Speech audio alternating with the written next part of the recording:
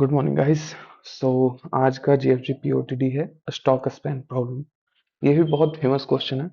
और interview point of view से ये क्वेश्चन तो आना ही चाहिए। ये सब क्वेश्चन किए भी होंगे आपने। सो देखते हैं क्वेश्चन क्या है। ठीक है। The stock span problem is a financial problem where we have a series of daily price quotes for a stock, and we need to calculate the span of stock prices for all day. You are given an array representing the daily stock prices. The stock span for the ith day is the number of consecutive days up to I, including I, for which the price of the stock is less than or equals to the price on day I. Return the span stock span prices for each day in the given sequence. So बहुत अच्छा question है। ठीक है।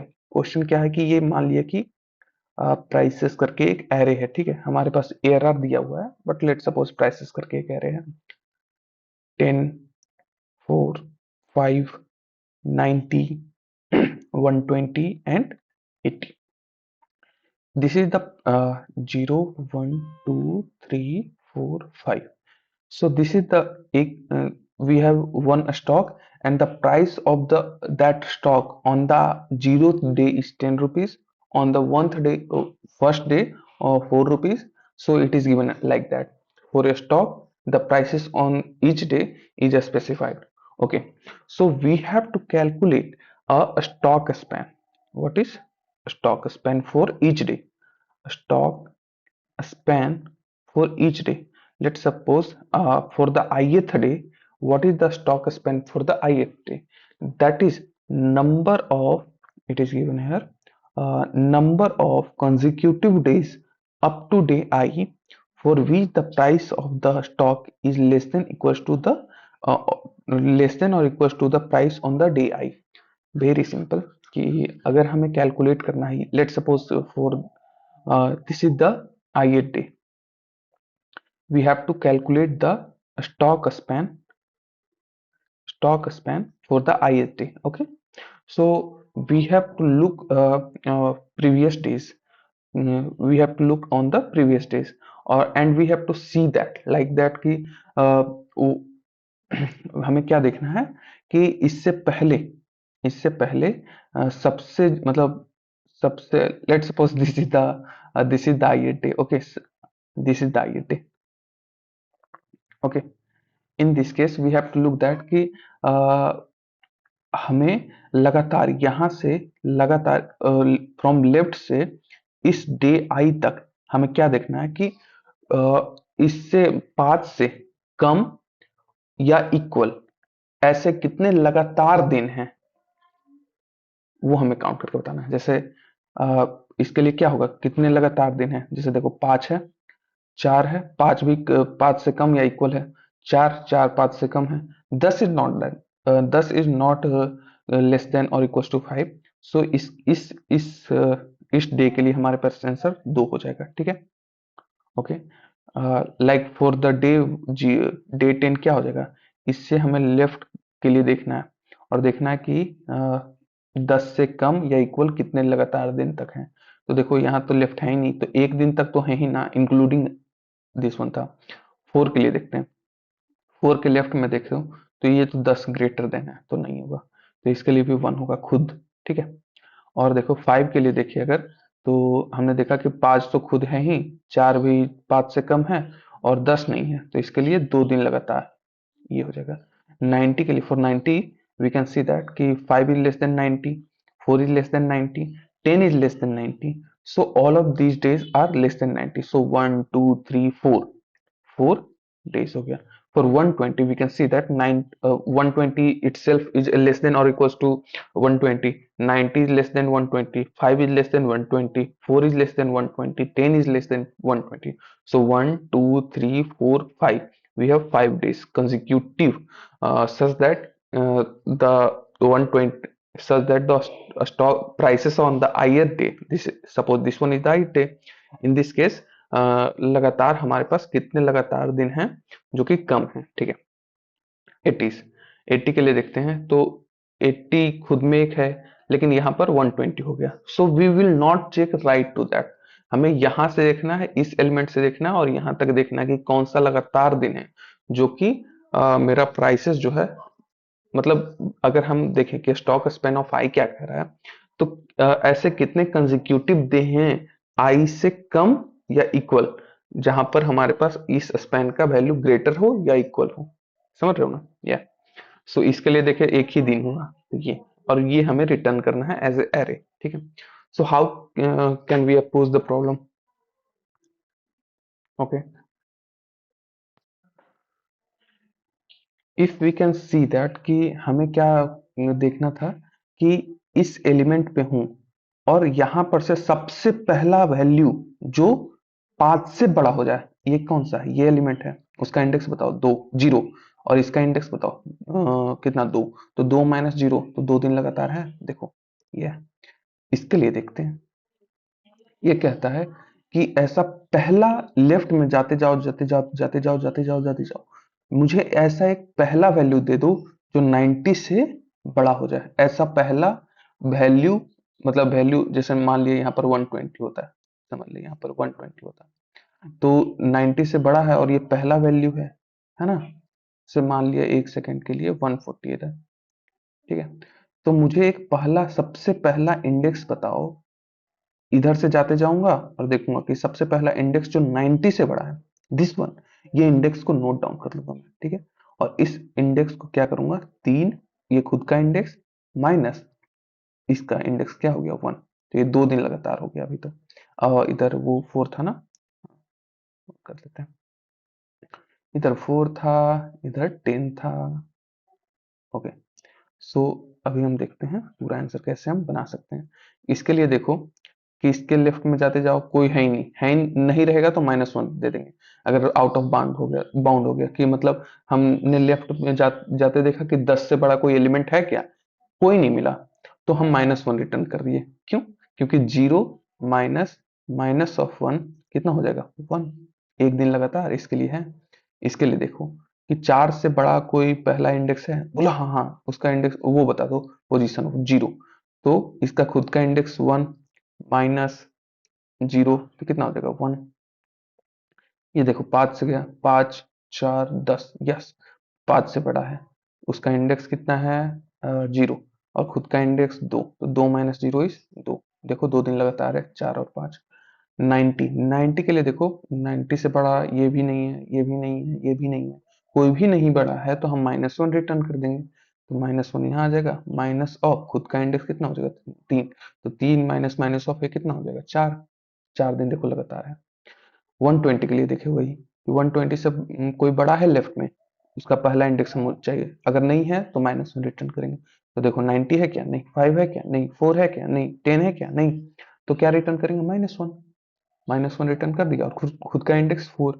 4 minus minus of 1, 5 दिन लगातार है, जो कि यहाँ पर 5 दिन लगातार है, जहां पर 120 सबसे बड़ा है। ठीक है, 1 2 3 4 5 हो गया। 80 के लिए देखते हैं, लेफ्ट में गया, 120 मिल गया, ओहो हो, पहला इंडेक्स मिल गया। पहला index, the first index, we have to look that कि 90 भी बड़ा है 80 से, लेकिन वी हैव, मुझे क्या देखना है कि first index, first element left में कौन है जो कि 80 से बड़ा है, तो उसका 4 आ गया, और खुद का इंडेक्स 5 है, तो देखो 1 आंसर, और हमें यही वाला रिटर्न करना है। सो हाउ, अगर हम ये जनरेट कर पाए, अगर ये जनरेट कर पाए, तो ये तो हमें पता ही है, तो हमारा आंसर ये आ जाएगा। सो नाउ हम कैसे उस चीज को जनरेट कर सकते हैं, ये वाला चीज, तो ये तो बहुत फेमस चीज है ना, next greater to the left, ये वाला पता करना है कि हमें इसके लेफ्ट में सबसे ग्रेटेस्ट एलिमेंट कौन सा है, नहीं है।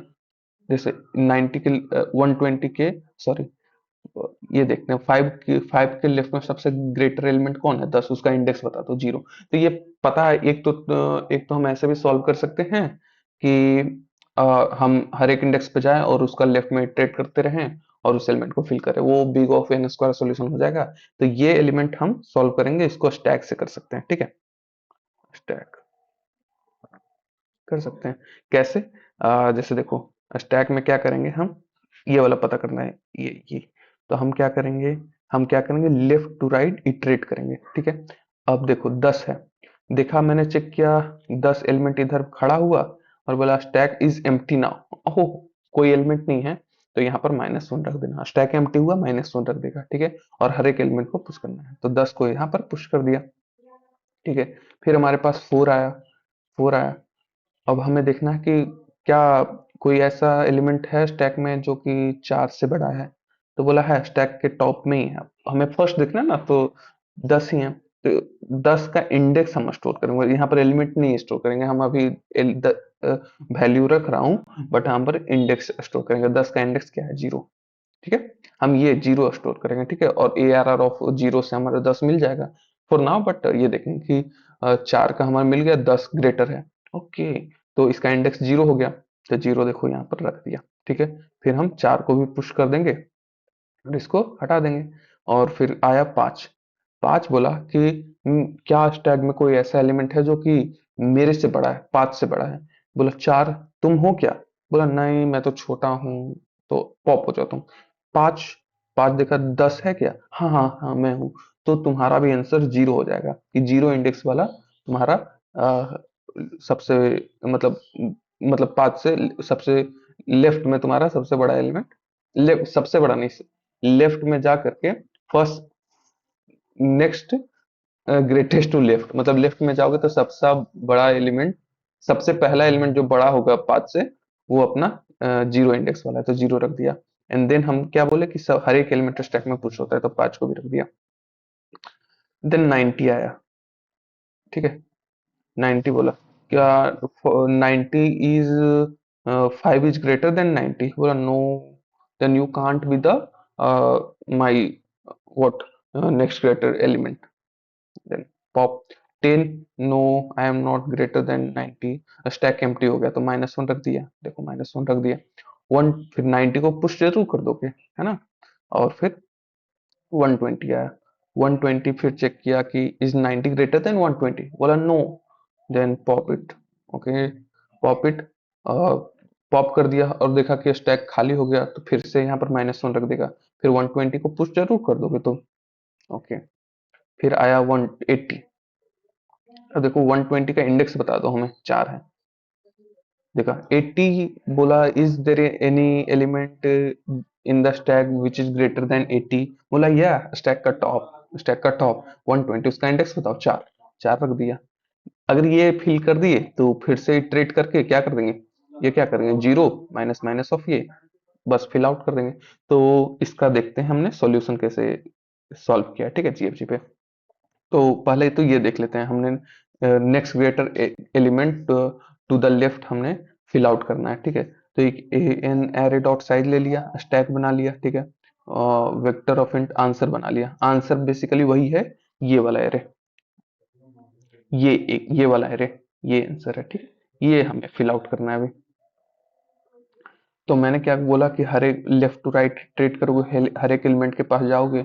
अब पॉप का कंडीशन क्या होता है कि जब तुम्हारा एलिमेंट, करंट एलिमेंट जो बाहर खड़ा था, वो ग्रेटर हो या तो इक्वल हो एरे के स्टैक के टॉप में। स्टैक का टॉप क्यों, क्योंकि मैंने क्या बोला कि एरे में मैं सिर्फ इंडेक्स रखूंगा, उसका वैल्यू निकालने के लिए क्या करूंगा, एरे ऑफ स्टैक का टॉप, ये क्योंकि इंडेक्स देगा, ठीक है। अगर वो ग्रेटर देन है तो मैं पॉप करूंगा। ये क्यों हुआ, देखो मैंने बताया था ना कि जैसे ये था, आ, ये वाला एक केस बनेगा ना कि 10 हो जाएगा, 4 हो जाएगा, अब देखो 5 आया, तो देखा ये वाला वैल्यू, ये करंट एलिमेंट है, और स्टैक का टॉप देखो ये है, इसका ऑफकोर्स इंडेक्स देखेंगे 1, और इसका इंडेक्स क्या है, 0।